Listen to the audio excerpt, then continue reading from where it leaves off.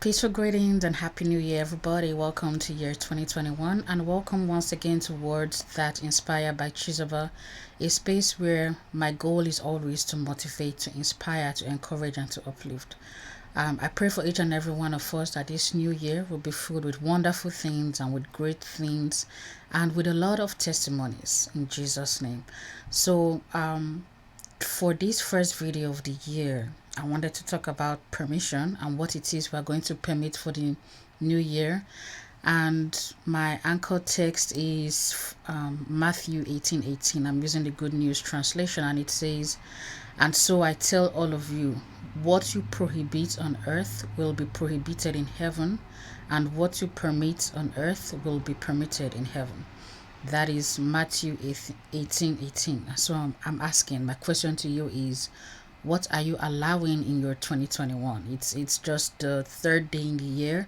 A lot of us have goals and resolutions and plans and so on and so forth. But whatever you call it, what are you going to permit, or what are you planning to permit in your new year? Are you going to permit old habits and old desires and old friends? Are you going to permit fear and anxiety? Are you going to permit new things? Are you going to take time to listen to God?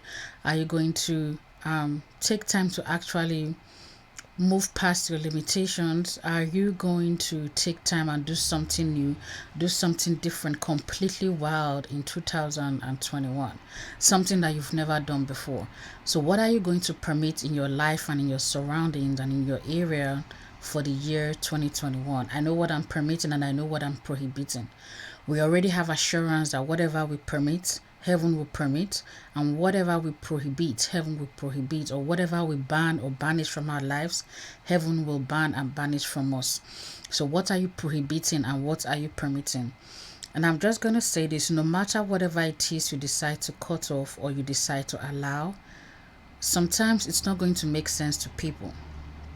There are certain plans or actions you take, to other people it's not going to make sense. Sometimes out of love they try to talk you out of where you're going.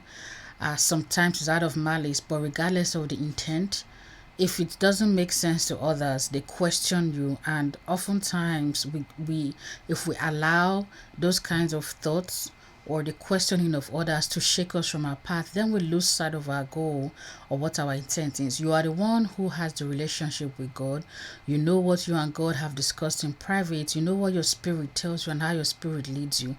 And sometimes certain moves are not for explaining. So just if you set out to do something and if your loved ones don't get it, you don't need to sit there explaining it to them, because there are things you can't put into words.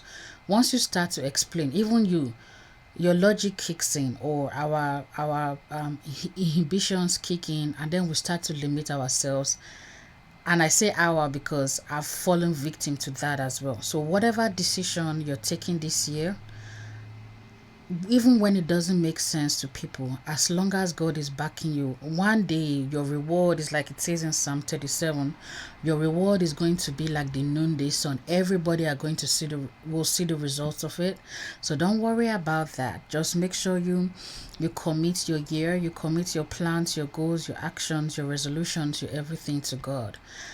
And then whatever it is you're going to prohibit, the same thing will happen. So for those of us that drink, those of us that smoke, whatever habit it is you're trying to break, that people know you for, or your intimate circle tends to participate in, it might look weird to them that you're breaking that habit, but you know your plans, you know your goals, you know your future, you know where you want to be at the end of this year, at the end of this quarter, you know where you want to be 5 years, 10 years from now. Whatever you need to do, start doing it. And sometimes don't even stop to explain to people. And when people ask you, and even if you're led to tell them and they don't get it, don't allow anybody to talk you out of what you've permitted or whatever it is you're prohibiting. And most importantly, make sure that you commit it to God and make sure you talk to God. I'm not of the belief that if you plan to do something, you just dive head first and hope for the best and hope that as soon as I've started, if I call on God, He's going to help me out. What if that's not where He's leading you? So before you start, commit your year, commit your time, your plans, your goals to God. And if it's not going in the right direction, God will send you a sign. He will open a new door or close a specific door. But that is why it's so important you commit your year to God. So in our church, House of Praise Baltimore, you can go to houseofpraisebaltimore.org. We are holding a 21-day prayer and fasting period to commit the new year to God. It doesn't have to be 21 days for you. It could be one day, it could be 3 days, it could be 15 minutes. The most important thing is that seriously commit your year to God and make sure you write it down. This is what I'm permitting for this year, and this is what I'm prohibiting for this year.